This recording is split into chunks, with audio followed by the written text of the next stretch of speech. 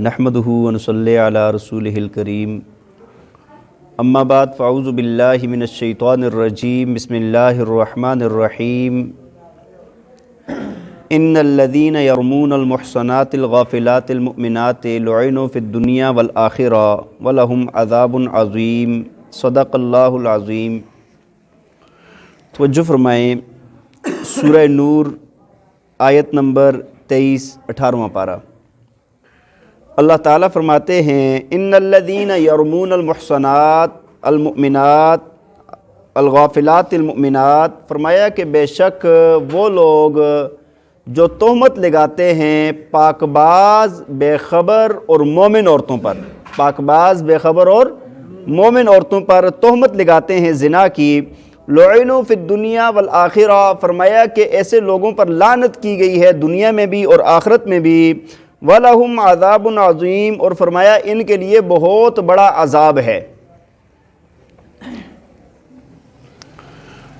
دیکھیں جی، گزشتہ میں اللہ تعالیٰ نے واقع افک کا بیان فرمایا، اور اس میں پھر آگے جو لوگ جنہوں نے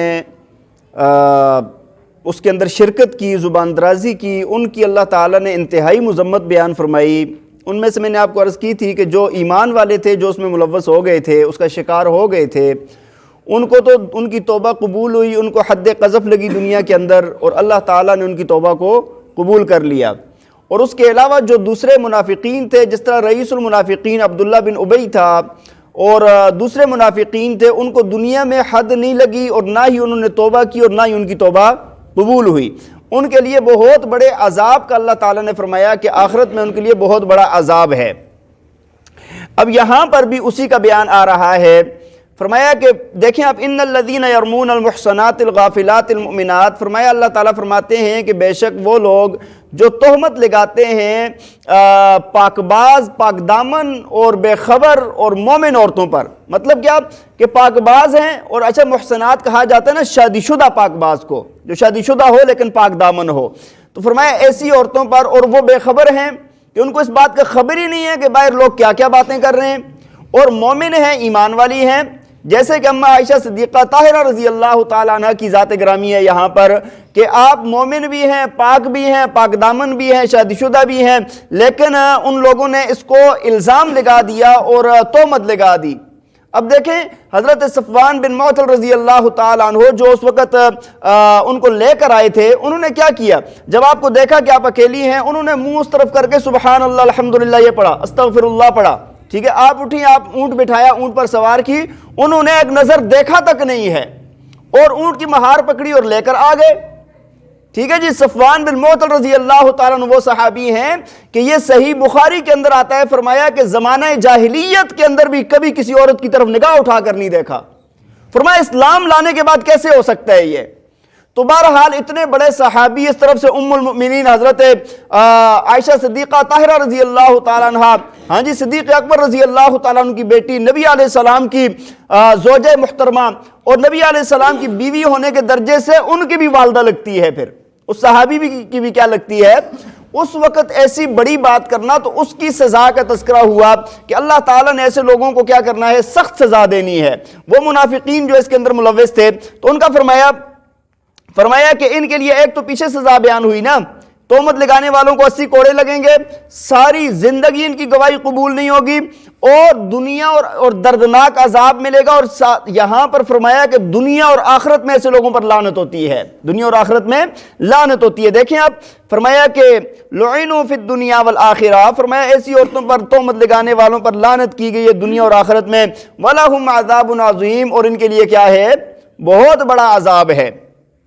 اور فرمایا یوم تشہد علیہم السنتہم وایدیہم، فرمایا کہ جس دن گواہی دیں گی ان پر ان کی زبانیں، وایدیہم، اور ان کے ہاتھ، وارجلہم، اور ان کے پاؤں، بما کانوا یعملون، اس بات کی کہ جو انہوں نے کیا ہے۔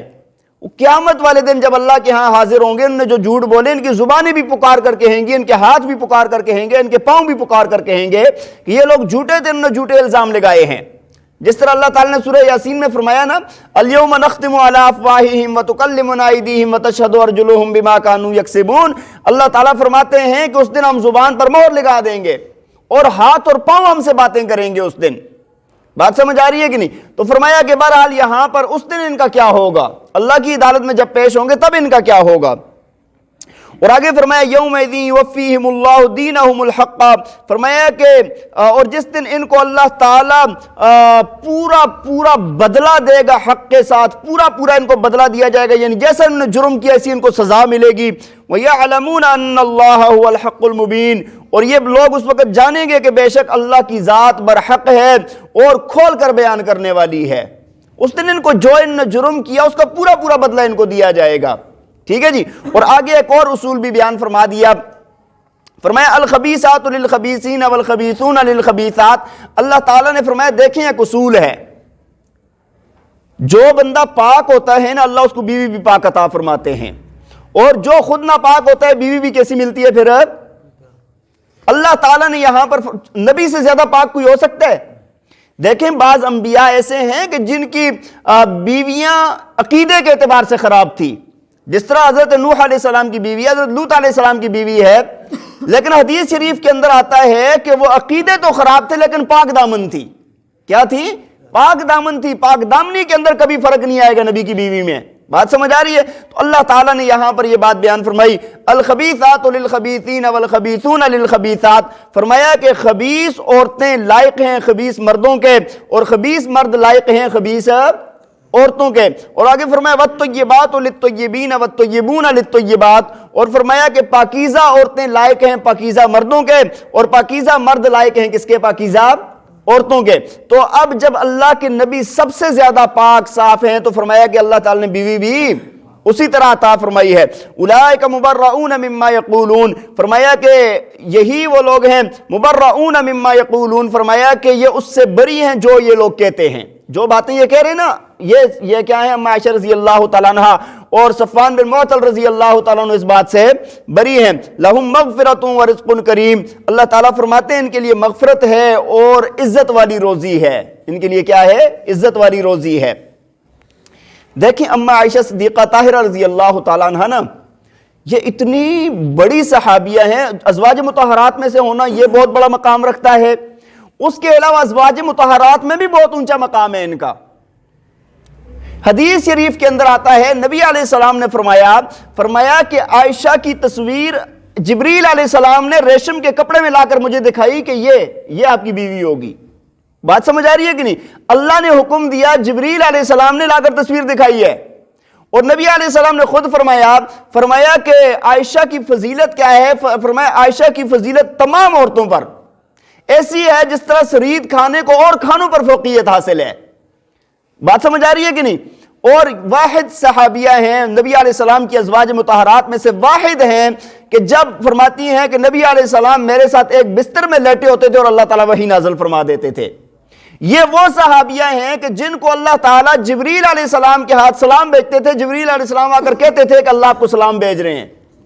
بات سمجھ آئے؟ اتنے بڑے درجے کی اور اتنی بڑی پاکیزہ اور اتنی بڑی عالمہ صحابہ کو جب کسی مسئلے میں مسئلہ پیش آ جاتا نا تو فرمایا کہ حضرت موسیٰ اشعری رضی اللہ تعالیٰ عنہ دوسرے صحابہ فرمایا وہ مسئلہ پوچھنے کے لیے اما عائشہ رضی اللہ تعالیٰ عنہ کی طرف پیغام بھیجتے تھے، آپ مسئلہ بتاتی تھی، اتنی بڑے درجے کی عالمہ ہیں۔ بات سمجھ آ رہی ہے کہ نہیں؟ اور پھر نبی علیہ السلام کی آپ کو پتہ ہے نا جب آپ کا وصال ہوا تو کیسے ہوا کہ نبی علیہ السلام کا یہ جسم مبارک نا ایسے آپ کا سر مبارک یہاں پر رکھا ہوا تھا۔ جب نبی علیہ السلام دنیا سے تشریف لے گئے آپ ایسے لیٹے تھے اور آپ کی گود میں اما عائشہ رضی اللہ تعالیٰ عنہ کی گود میں آپ کا سر مبارک رکھا ہوا تھا۔ اور پھر دفن کہاں پر ہوئے نبی علیہ السلام؟ آپ صلی اللہ علیہ وسلم کی قبر اطہر کہاں پر ہے؟ بی بی عائشہ کے حجرے میں، جو ان کا گھر تھا ادھر ہی۔ اب دیکھیں پہلے بھی لاکھوں فرشتے وہاں پر آ رہے ہیں اور آج تک اور قیامت تک وہاں پر نبی علیہ السلام کے پاس قیامت لاکھوں کروڑوں فرشتے آتے رہیں گے۔ کتنی رحمتوں والی کتنی برکتوں والی صحابیہ ہیں اور کتنا اونچا اللہ نے مقام عطا فرمایا ہے۔ تو ان کے متعلق بھی جنہوں نے ایسی باتیں کی ہیں فرمایا کہ ان کے لیے دنیا میں بھی لعنت ہے، دنیا میں بھی عذاب ہے، اور آخرت میں بھی ان کے لیے کیا ہے؟ دردناک عذاب ہے۔ تو بہرحال اور دوسری بات میں آپ کو بتاؤں، دیکھیں یہ بھی ایک ان کی فضیلت ہے۔ جب یوسف علیہ السلام پر تہمت لگی تھی تو گواہی کس نے دی تھی؟ ایک بچے نے، وشہد شاہد من اہلہا، ان کی پاکیزگی کی گواہی ایک بچے نے دی۔ اسی طرح جب موسیٰ علیہ السلام پر لوگوں نے متہم کر دیا تھا کہ بھئی ان کے جسم میں کوئی نقص ہے، اس وجہ سے یہ جسم چھپا کر رکھتے ہیں، نہاتے ہیں، تو ایک پتھر کو نا اللہ نے اس کے لیے ذریعہ بنا دیا کہ وہ پتھر کے اوپر کپڑے اتار کے رکھے نہانے کے لیے، وہ پتھر لے کے بھاگ گیا۔ اب موسیٰ علیہ السلام پتھر کے پیچھے جا رہے تھے تو لوگوں نے دیکھ لیا کہ بھئی جسم سلامت ہے، پتھر کام آ گیا نا۔ جب بی بی مریم پر تہمت لگی تو کیا ہوا کہ بچے نے جو حضرت عیسیٰ علیہ السلام ہے بچپن میں گواہی دی، انی عبد اللہ آتانی الکتاب وجعلنی نبیا۔ جریج بزرگ ہیں، ان پر جب تہمت لگی تو گواہی کس نے دی؟ ایک بچے نے گواہی دی۔ لیکن اما عائشہ صدیقہ طاہرہ رضی اللہ تعالیٰ عنہ وہ صحابیہ ہیں، جب ان پر تہمت لگی تو اللہ تعالیٰ نے خود گواہی دی ہے، اور گواہی میں 2 رکوع نازل کیے ہیں، 16 آیات کے 2 رکوع اللہ تعالیٰ نے نازل فرمائے ہیں۔ تو آپ کی فضیلت اور آپ کا مقام اور مرتبہ بہت اونچا ہے۔ اللہ تعالیٰ ہم سب کو سمجھنے کی توفیق عطا فرمائے۔ وآخر دعوانا ان الحمدللہ رب العالمین۔